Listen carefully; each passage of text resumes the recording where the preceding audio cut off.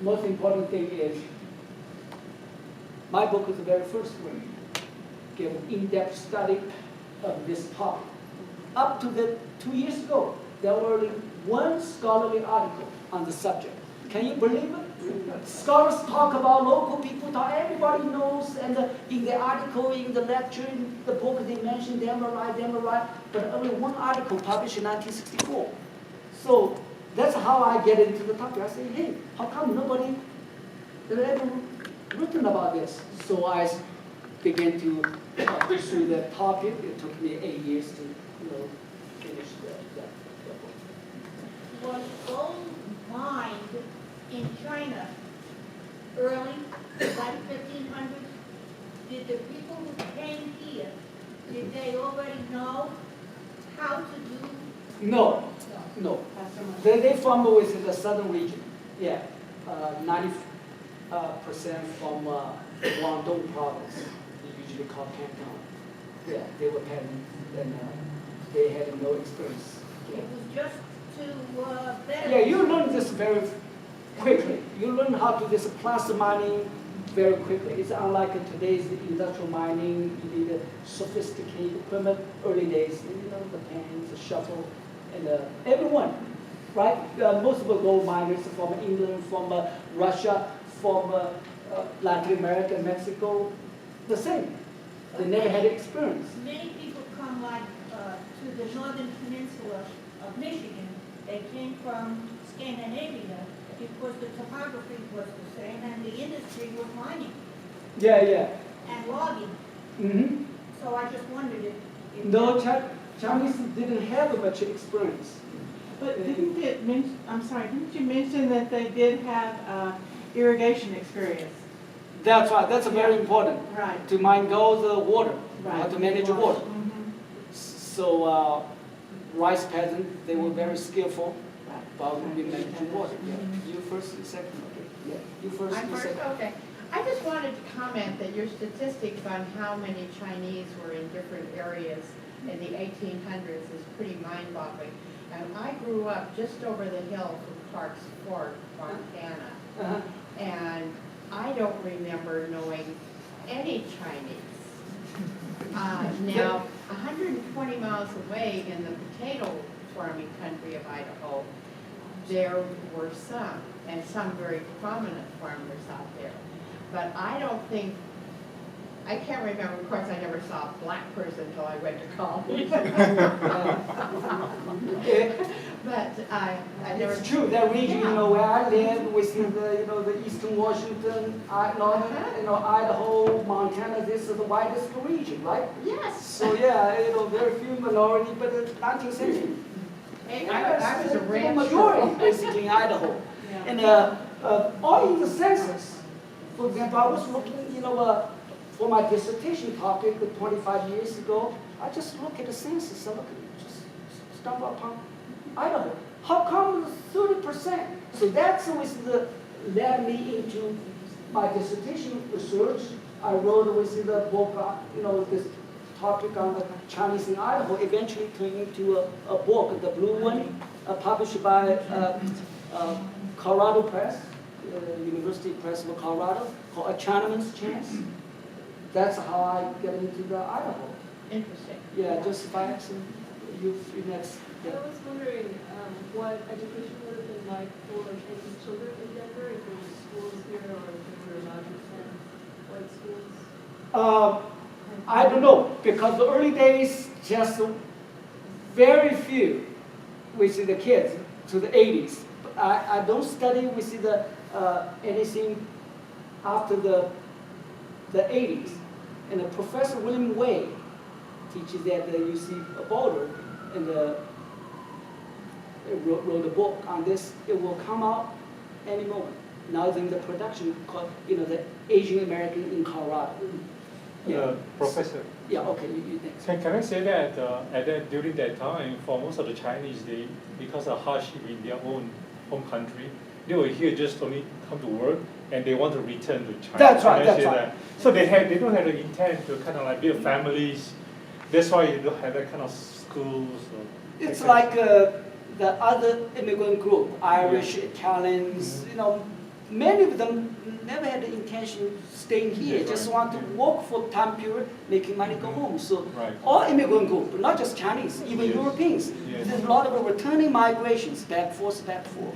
Yeah, Right. So, that's right. right. My question is that what attract the Chinese to come to Denver at that time, and then after the riot, how come we see Come a to sudden? them, make money. Most Yeah. people. What trade is that? What trade? In the book I mentioned, here in Denver, in Black Hills, another book about Black Hill, they come to mining region, but they don't mine. They mine miners. Yeah. They do the laundry. Yes. They do the laundry. Yeah. Right? That's right. And you voice a lot of a conflict, self-employment. You don't need the English, right? And you charge 25 cents per piece. You wash 40 pieces a day easily. So how much? $10.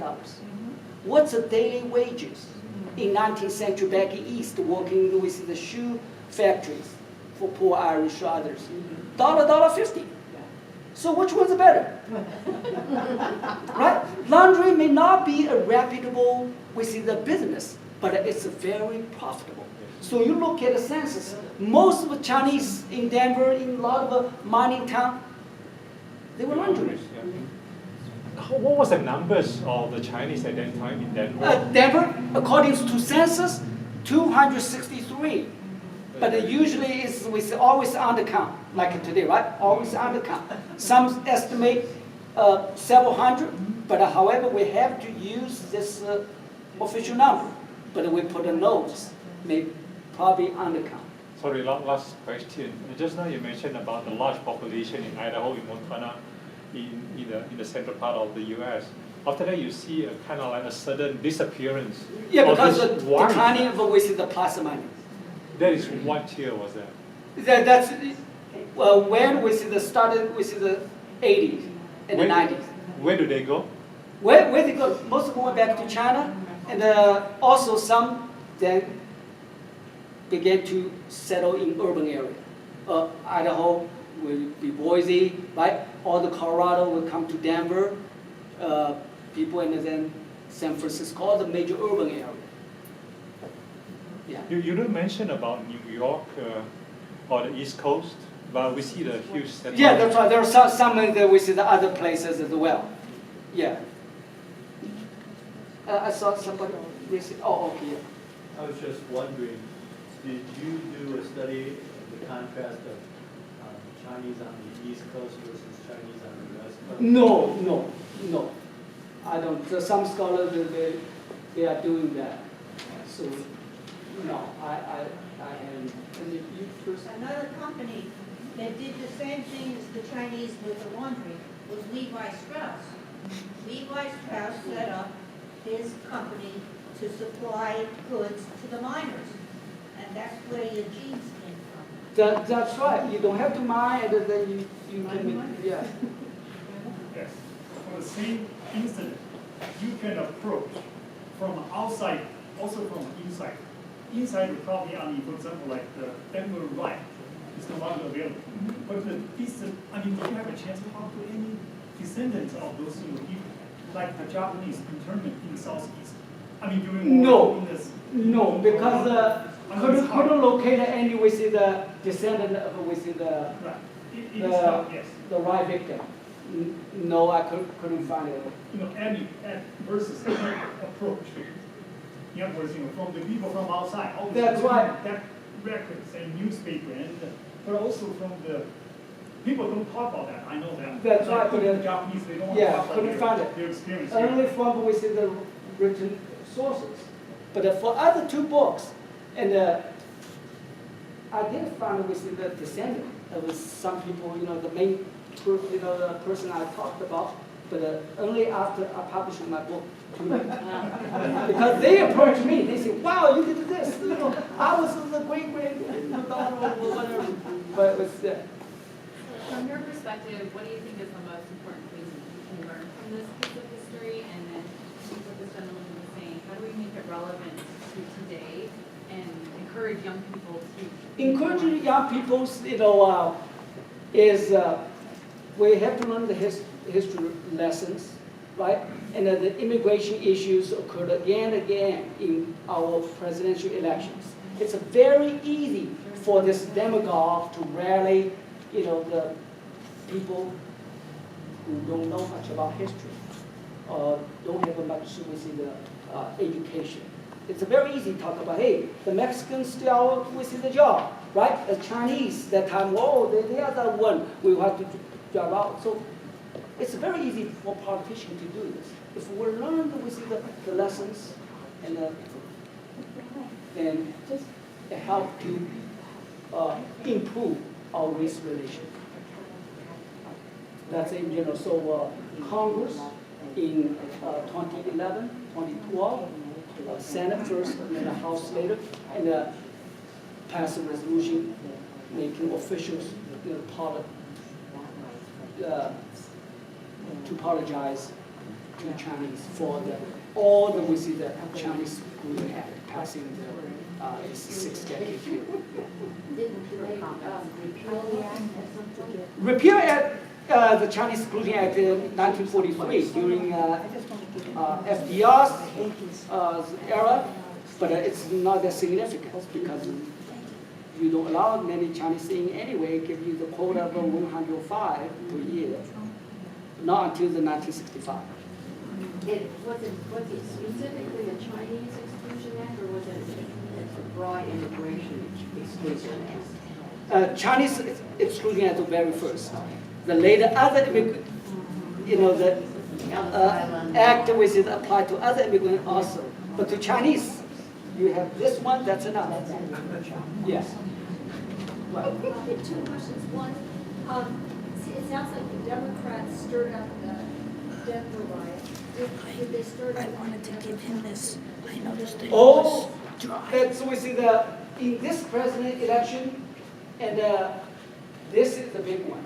This was 1880. Yeah. And in St. Louis, also there's the riot involving black. Yeah. It's not Chinese. However, later, and in Tacoma, Seattle, Democrat, right, did this, and other places as well. The reason is why the Democrat in 19th century, right, was the labor, the Irish, they vote. That's for white foreign immigrant versus the Chinese. And the second question was, what happened after the riots? Did a lot of people die? Did the community No, only one person died. Okay. Right? So that's why you make an argument, why this the importance. So I look at it because it has impact on the American political history. Look at the numbers, it's not that big, right? The Rock Spring Massacre led to the 28 Chinese dead, and the Snake River Massacre, 33, right? The Denver riot, only one death, many injured. But however, it has the political impact, the ramifications. That's the importance of the Denver riot. So that's why we talk about it. There's also property damage amounts to probably 50,000 equivalent at that time. Actually, the people, actually it's more because the 53,000 is according to the State Department document. Right. Because the official, the Chinese consul came to Denver, interview, say how much we see to them. A lot of people already left the town, drove out, and so there's uncounted. So some say probably about close to 100,000. 100,000 that time is today's we see about at least 2 million. Yeah, at least 2 million. This numbers, I have to use the official number, the diplomatic notes, State Department, but put a notes, say okay, it may not be accurate.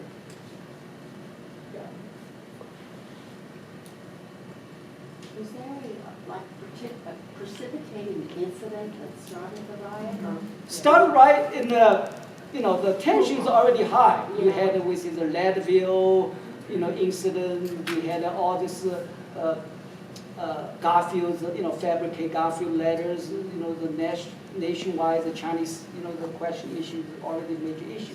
The particular incident was two white went to the John's Place saloon at the corner of Wazee and 16th Street. That's how it started. And